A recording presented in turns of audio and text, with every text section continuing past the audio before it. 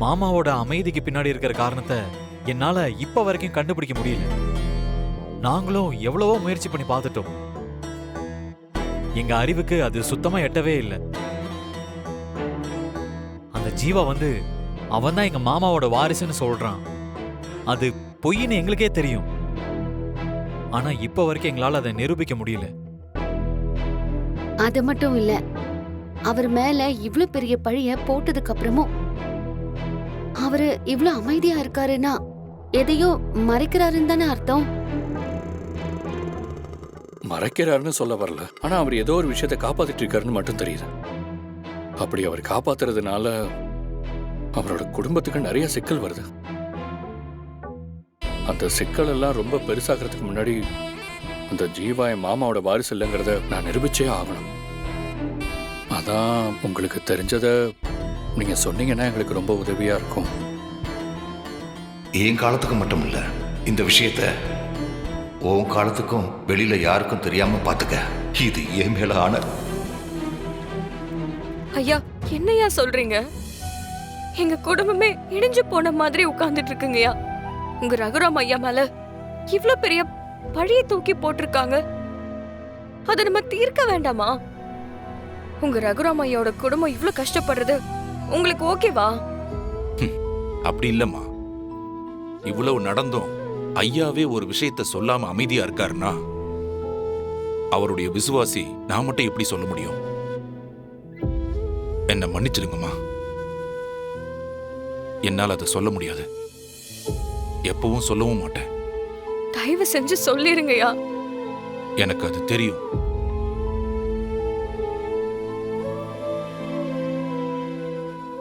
ஆனா அதை நான் சொல்ல மாட்டேம்மா. எதுவா இருந்தாலும் நீங்க போய் ரகுராமையா கிட்டே கேளுங்க. அப்படியே நீங்க கேட்டாலும் அவரும் அதை சொல்ல மாட்டாரு. என்ன மாயா, என்ன யோசிச்சுட்டு இருக்க? அந்த காளிமுத்து ஐயாவை நம்பி இருந்தோம். அவரும் உண்மையை சொல்லல. அடுத்து என்னதான் பண்ண போறோம்? நம்மள சுத்தி என்ன நடக்குதுன்னே தெரியல. ஏதோ தப்பா தெரியுது. எனக்கு ஏதோ சந்தேகமா இருக்கு. நேத்து நைட்டு நானும் நீயும் மட்டும்தான் அந்த காளிமுத்து விஷயத்தை பத்தி பேசணும். கதிர் தனா கிட்ட கூட நம்ம அங்க போறத கிளம்புறதுக்கு முன்னாடி தான் சொன்னோம். அப்படி இருக்கும்போது நாம காளிமுத்து வீட்டுக்கு வர்றதுக்கு முன்னாடி இந்த புவனா எப்படி நமக்கு முன்னாடியே காளிமுத்தை கடத்திட்டு போனா? ஏதோ ஒரு விதத்துல நம்ம பிளான் எல்லாமே முன்னாடியே அவளுக்கு தெரிஞ்சிருது. நம்ம சைட்ல இருந்து யாரோ அவளுக்கு இன்ஃபர்மேஷன் கொடுத்துட்டு இருக்காங்க. என்ன மாயா, இதுக்கும் நான் தான் காரணம்னு சொல்ல போறியா? நான் தான் அவளுக்கு தகவல் கொடுத்திருப்பேன், நீ சந்தேகப்படுறியா? நான் அப்படி சொல்ல வரலடா. நானும் நீயும் மட்டும்தான் இந்த விஷயத்தை பத்தி பேசணும். கதிர் தானாக்கு கூட அப்ப தெரியாதுல்ல. அப்புறம் எப்படி விஷயம் வெளியில போச்சு? ஃப்ரெண்டை பார்க்க போன இடத்துல நான் தான் யாருக்கிட்டையாவது உளறி இருக்கேன்னு நினைக்கிறியா? ஏண்டா, கார் நீ தானே ஓட்டிட்டு வந்த. வண்டியில இருந்து இறங்கும் போது நான் கூப்பிட்டுக்கிட்டே இருக்கேன். நீ காதுல வாங்காம போயிட்டே இருந்தா என்ன அர்த்தம்? என்ன மாயா, எதுக்கு இப்ப கத்துற? நீ என்ன பேசினாலும் நான் கேட்டுட்டு சும்மா இருக்கணுமா? நீ சொல்றதெல்லாம் என்னால கேட்க முடியாது மாயா.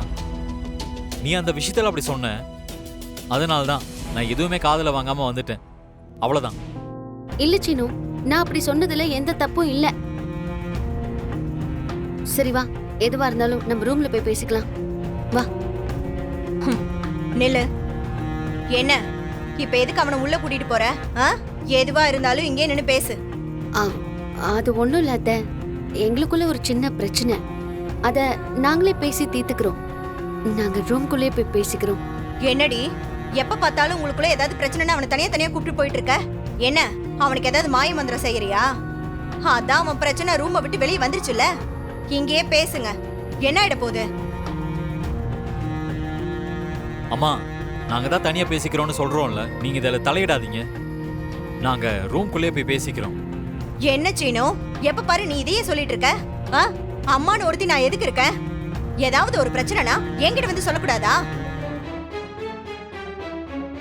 எப்ப பார்த்தாலும் அவ வந்ததுல இருந்து இவ முந்தானி புடிச்சு இவ பின்னாடியே சுத்திட்டு இருக்க.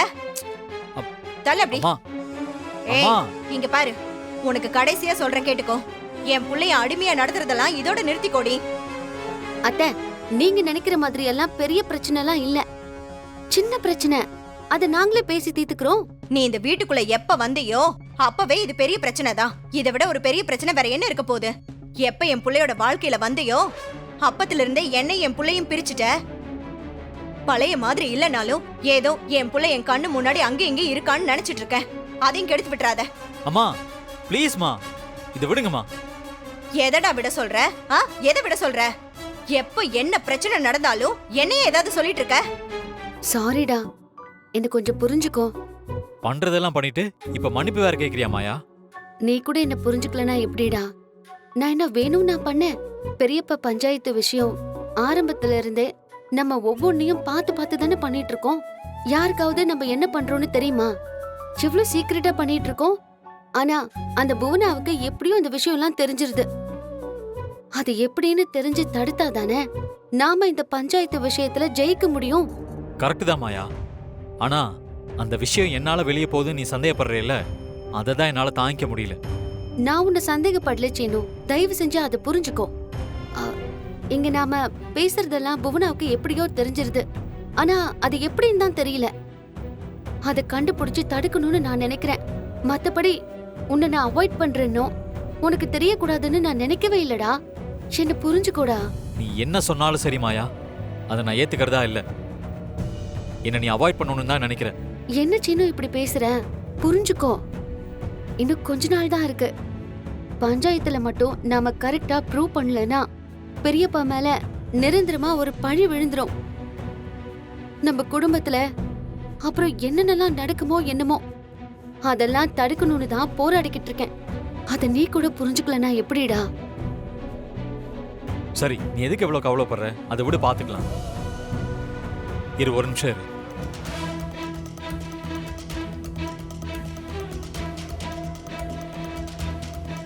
மாயா, நான் ஒன்னு சொல்லட்டுமா? என்ன? இந்த டிஎன்ஏ ரிசல்ட் வரதுக்கு முன்னாடி வரைக்கும் நம்ம எப்படியும் பஞ்சாயத்துல ஜெயிச்சிருவோங்கிற கான்ஃபிடென்ட்ல இருந்தோம். ஆனா ரிசல்ட் வந்ததுக்கு அப்புறம் தான் நம்ம தோல்விகளை சந்திக்கிறோம். இதுல ஏதோ ஒரு பிரச்சனை இருக்கு. இத கொஞ்சம் சரியா பாரு.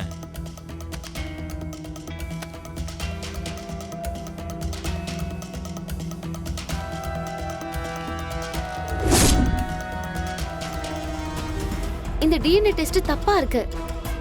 என்ன தப்பு மாயா? பெரியப்பா ஜீவாவோட சாம்பிள தான் டெஸ்ட் கொடுத்தோம். 2 பேருமே ஜென்ஸ்.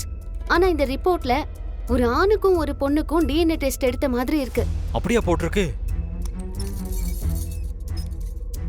ஆமா சீனு, இந்த டெஸ்ட் ஜீவாவுக்கும் பெரியப்பாவுக்குமே நடக்கல. பெரியப்பாவுக்கும் ஒரு பொண்ணுக்கும் தான் நடந்திருக்கு. அதனாலதான் ரிப்போர்ட் இப்படி வந்திருக்கு. மாயா, ஒருவேளை ரிசல்ட்டை மாத்தி போட்டிருப்பாங்களோ? அதுதான்டா எனக்கும் டவுட்டா இருக்கு.